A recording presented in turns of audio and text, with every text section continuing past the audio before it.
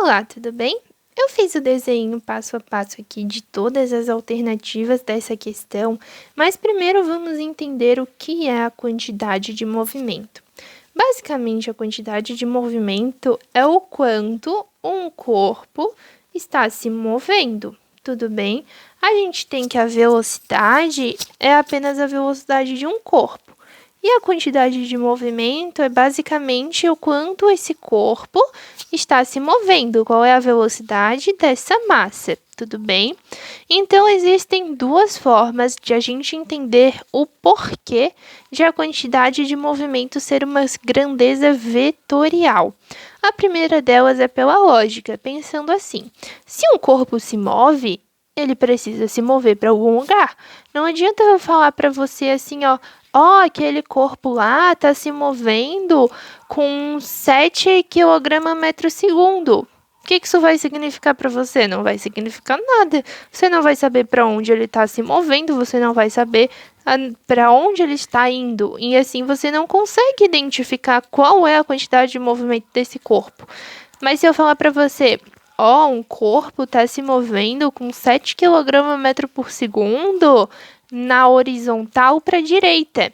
Aí você consegue saber que esse corpo está vindo para cá e que o módulo da quantidade de movimento dele é 7 kg/s, ou seja, a multiplicação da massa pela velocidade dele gera o valor 7, entende? Mas você precisa saber que ele está se movendo para algum lugar. Se eu te falar só assim, ele está se movendo, mas ele está se movendo para onde? Você precisa saber para onde ele está indo, tudo bem? E a outra forma seria pelo produto de escalar vetorial, né? Que a gente aprende lá nos vetores, que a gente aprende que quando a gente tem um vetor multiplicado por um valor escalar, o valor final é um vetor também, tudo bem?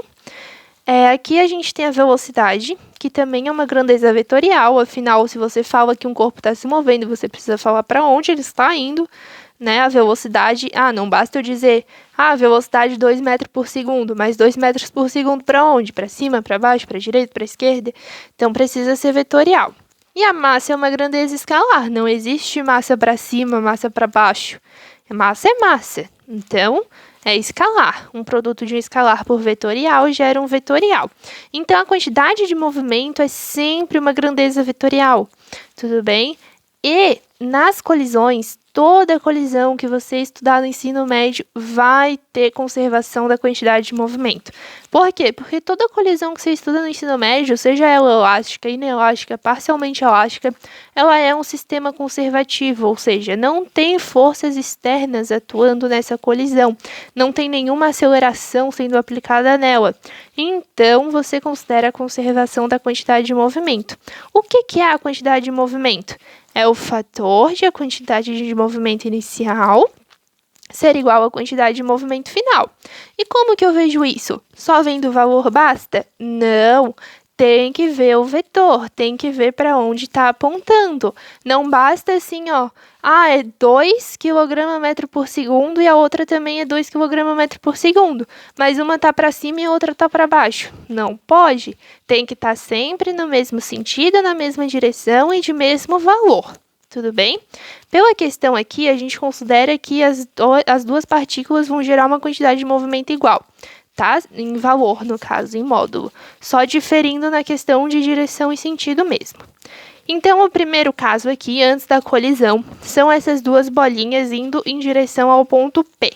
Então, eu já deixei feitinho aqui pra gente o vetor em direção ao ponto P. Tudo bem? Como ele é um vetor inclinado, a gente pode decompor ele em vertical e horizontal para analisar melhor. Se eles são iguais, um horizontal está para a direita, o outro horizontal está para a esquerda. Então, eles se anulam e sobra só o vertical. O vertical aqui, para cima, então gera uma quantidade de movimento para cima, que é a soma desses dois. Tudo bem? Então, a gente sabe que, olhando todas as alternativas aqui, a gente vai ter que chegar numa quantidade de movimento que seja para cima. Tudo bem? E a gente chega na quantidade de movimento sempre fazendo a soma vetorial, tá bom? Então, vamos analisar aqui alternativa a alternativa. Na A, é uma bolinha indo para cima e uma bolinha indo para a direita, né? A partir do ponto P aqui onde houve a colisão. Se eu somar elas vetorialmente, já que aqui está no método do paralelogramo, ó, eu vou ter um vetor apontando para cá. Não é para cima. Você já poderia excluir ela só pelo fato de ter um vetor aqui para o lado e não ter nenhum vetor produzido pela outra bolinha para anular, tá? Então, ele tem que ser só para cima, mas aqui tem um vetor para o lado que gera esse vetor inclinado. Aqui a gente tem uma outra situação, ó. Partiu do ponto P aqui, se eles colidiram aqui, então eles têm que partir do ponto P para as extremidades, então eles estão vindo para cá. Esses aqui a gente decompõe de novo, né, respeitando o sentido do vetor. Esses aqui se anulam de novo e esses aqui se somam, mas agora você gera uma quantidade de movimento para baixo. Pode ser o mesmo valor? Até pode, mas não é igual porque aquele lá estava para cima e esse aqui está para baixo. Então, essa daqui também não dá. Aqui na C, é uma bolinha indo para cá e uma bolinha indo para cá. Eu decompus vetorialmente as duas, tá? Respeitando ali a direção do vetor. Eu tenho uma para cima e uma para baixo que se anulam, e tem uma para o lado e uma para o outro que se anulam. Então, a quantidade de movimento final aqui é nula. Mas como é que vai ser nula se aqui antes era para cima? Não pode. Tem que anular. Então, vamos ver aqui na D. Ó, aqui está partindo do ponto P indo aqui para cima. Esse aqui está partindo do ponto P indo aqui para baixo. Então, eu faço a decomposição aqui desses dois, ó, para cá, para esses dois. E quando eu igualo aqui, vai sobrar essas duas aqui que vão se formar produzindo uma quantidade de movimento horizontal para a direita. Também não é o que a gente quer. Não fecha. E aí sobra a E, que é o que a gente espera que dê certo, né? Se já chegou aqui e nenhuma dê certo, essa daqui tem que dar. Então, vamos analisar. Partindo do ponto P para as extremidades. Essa vem para cá, essa vem para cá. Dois vetorzinhos inclinados. A gente decompõe ele, esse aqui está vindo para a esquerda, esse aqui está vindo para a direita, os dois estão indo para cima. Na horizontal eles se anulam porque são iguais, logo as suas componentes são iguais. E para cima soma, gerando uma quantidade de movimento para cima.